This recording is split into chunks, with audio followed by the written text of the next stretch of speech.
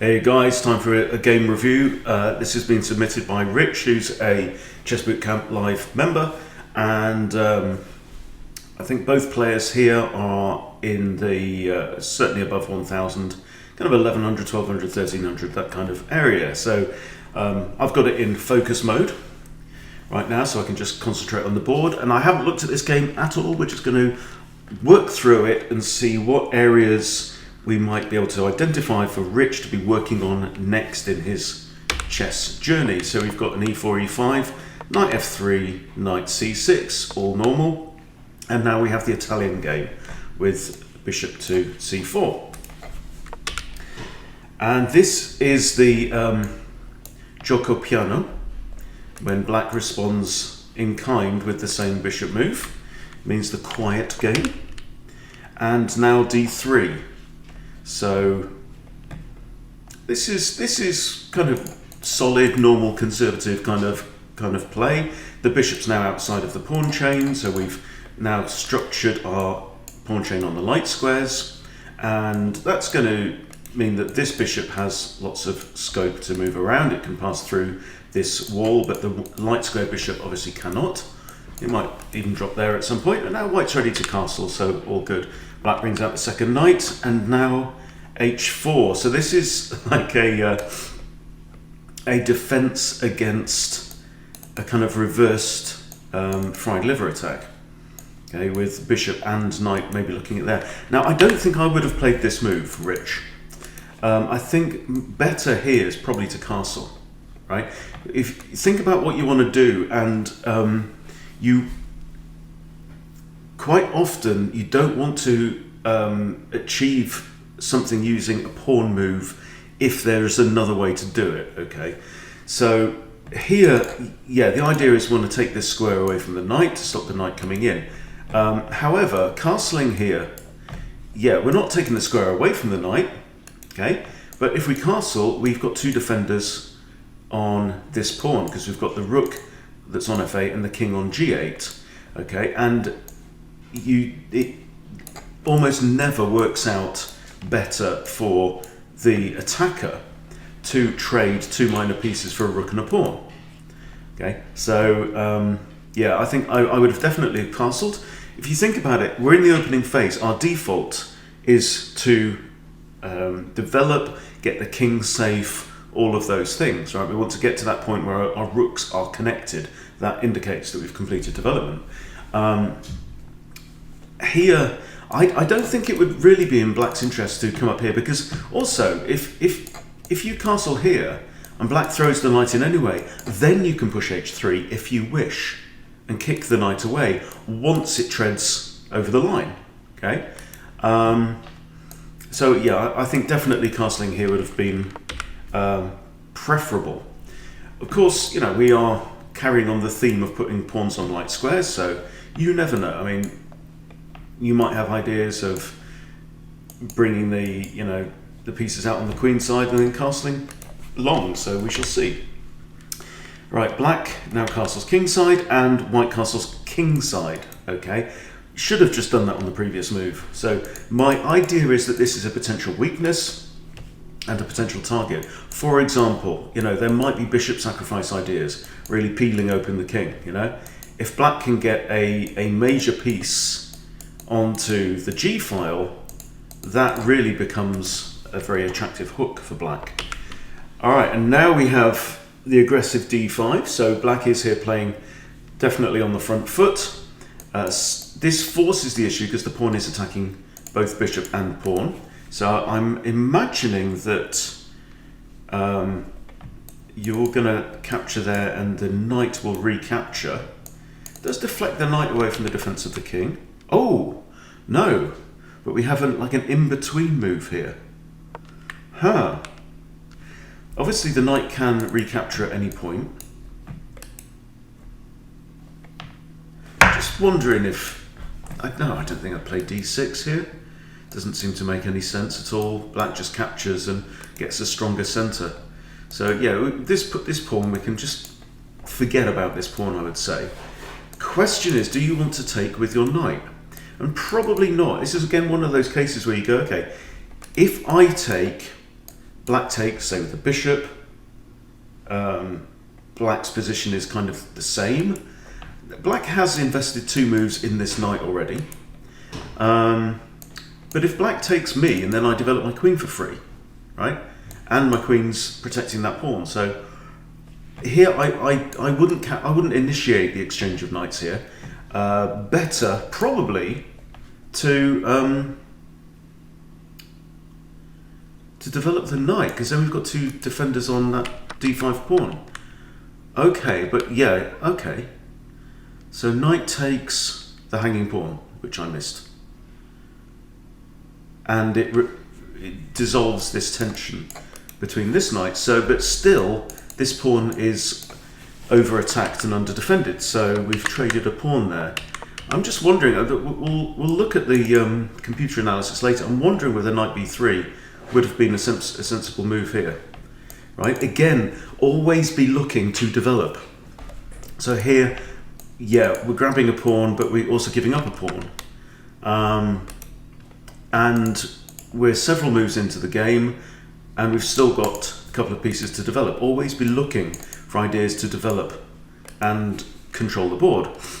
Here, yeah, we are castled, so we've got development score of 4. But, you know, Black's also castled and has 3 pieces out on the board to our 2.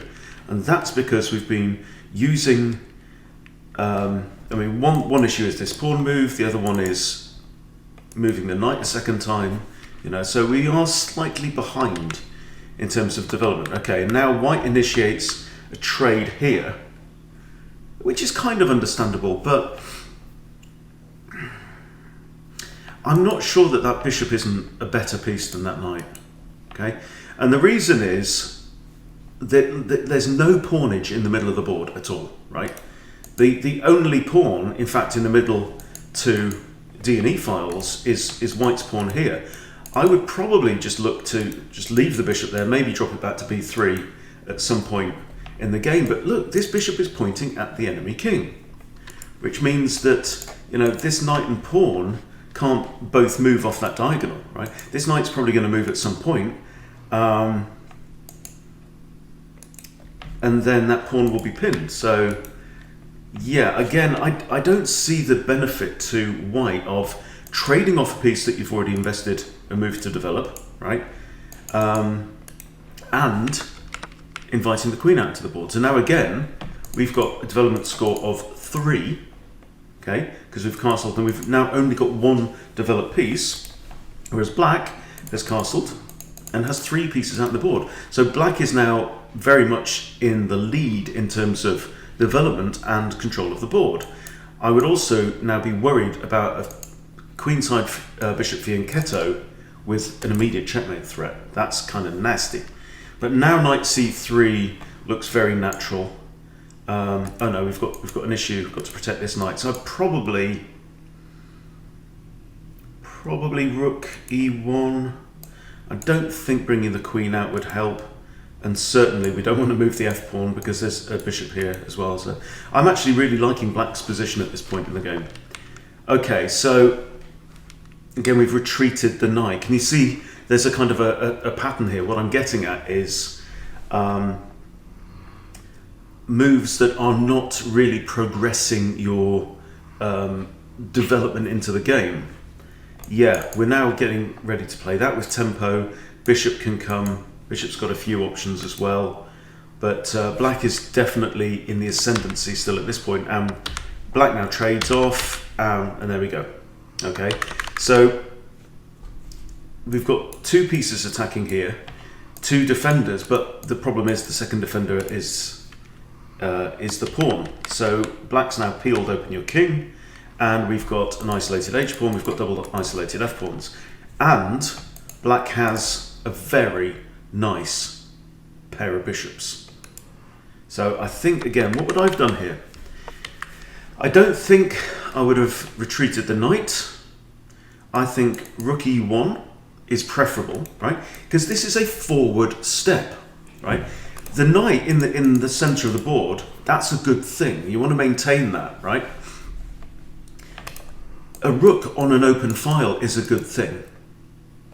So this, I would say, improves your position. Now, black may try and attack the knight again, and that's fine. Or even the knight could come here, you know. So I would say rook e1 there would be preferable. Then even something like this. Then you develop your other knight with tempo, right? And the queen's not going to capture because rook takes. You see. So we need to sharpen up on these, the thinking behind this move order. Okay. So here, yeah, we've retreated the knight, and then we fall to a severely weakening exchange, which would. And also, look, see this h3 pawn now? That it stepped off the mark? It's now undefended, because it's not next to the king. And gets snatched off the board. And now the rook's under attack, and now you have to play rook e1, right? But you're doing it on black's terms. Okay, centralized rook, bishop to here. Yeah, we're looking at an undefended pawn. I get that. And it's developing. You might also want to drop your bishop back to here as well, where it pairs up with that pawn. That could be all right. Now here, you don't want to be trading off rooks. You want to develop this knight, 100%. And possibly knight d2 to defend this pawn. But you've traded off rooks, okay? Now, black owns the open file. See? Here, let's say you move your knight, black captures, you recapture with your rook. Who owns the open file? White does, right? But anytime you initiate this rook exchange on an open file, you give up the open file. So again, it's another kind of just slight inaccuracy there. And here, I would take black any day of the week, right? Having the bishop pair, lovely wide open board, really badly weakened pawns on white side. And now knight d2, right? But again, it's a move too late. Knight d2 would have been a far stronger move on the previous turn, connecting the rooks. Okay, I also quite fancy this idea. So if at any point this knight is taken, you can recapture with the Fred e2. And now, okay, but now knight here looks actually very interesting, because now we can maybe chase this bishop away, maybe come after that rook. We'll see. Okay, that also defends the pawn, but how bishop takes, pawn takes, and you lose your knight. Okay, now, and we have an undefended pawn here, so why not rook c1? Interesting, but at least we've repaired our pawn structure. Dropping a pawn. Okay, and now you want to get your pawns probably onto dark squares, right? That surely drops another pawn, and gives up another pawn. What's going on here? Sack the rook, put it on dark square. Okay, pawns are defended, and we've got 7 minutes each on the clock. Really, from this point, black ought to just walk home. Walk it in. Okay, now d takes, and if the pawn recaptures, you can capture with here, and you've got a back rank mating threat. Good.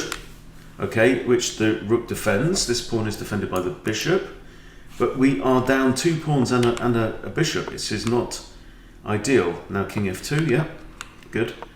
And centralizing the king, it's nice to see. In comes the king. Gets pushed away, and again bishop now attacks the pawn. The only thing we can do is really advance the pawn. Oh yeah, good, well spotted king there. I missed that one. Not very sharp. And now this gives up the pawn, right?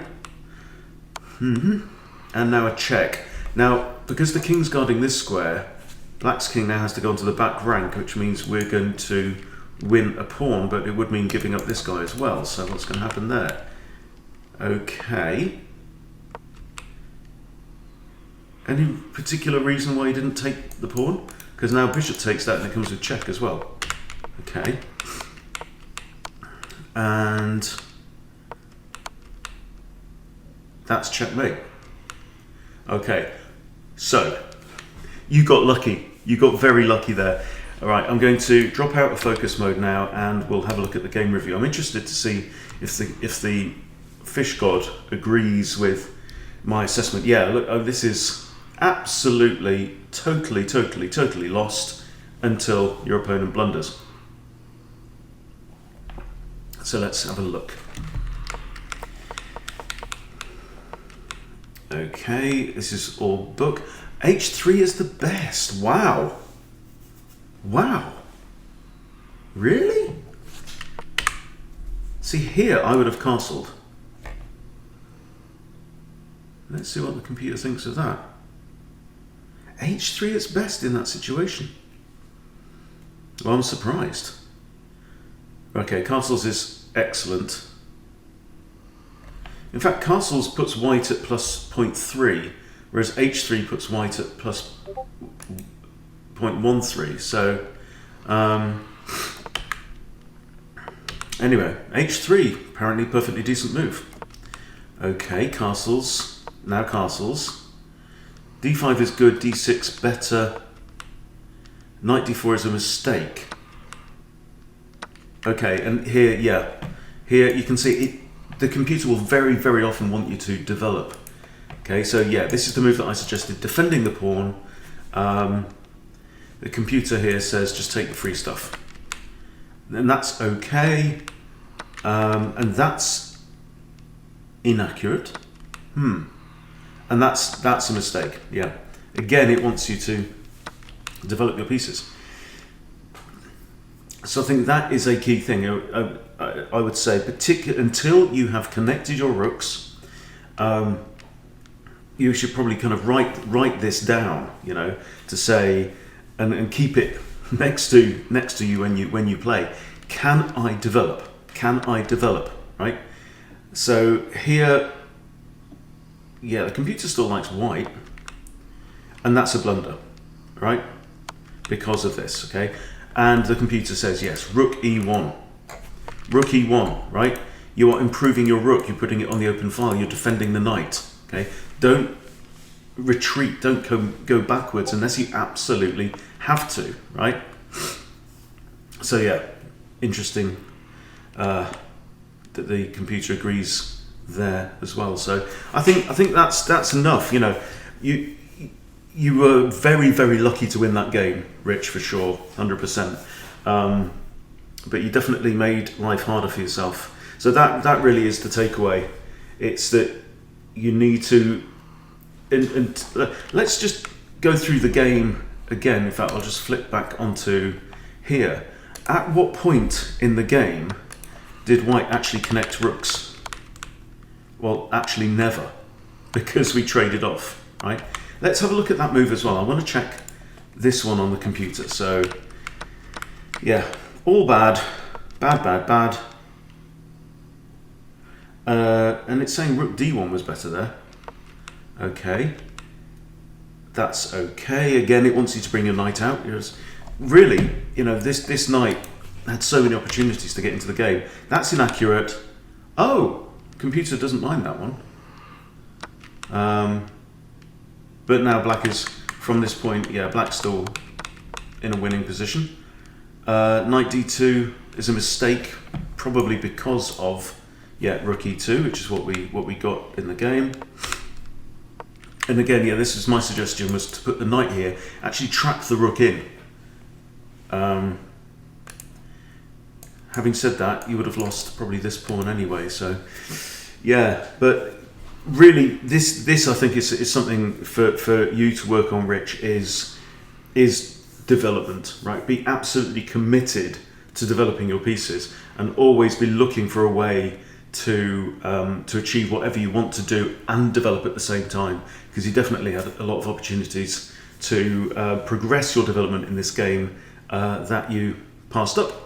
Okay, but I think that will definitely help your game, and really, I mean, this game, black should have won this game with ease, but you can probably see how, you know, that kind of slow development handed black the initiative because of those inaccurate decisions early on in the game. But yeah, thanks for submitting the game. Hope this has been useful, and I hope it's been useful for everyone else watching as well. Thanks for watching, and I will see you soon.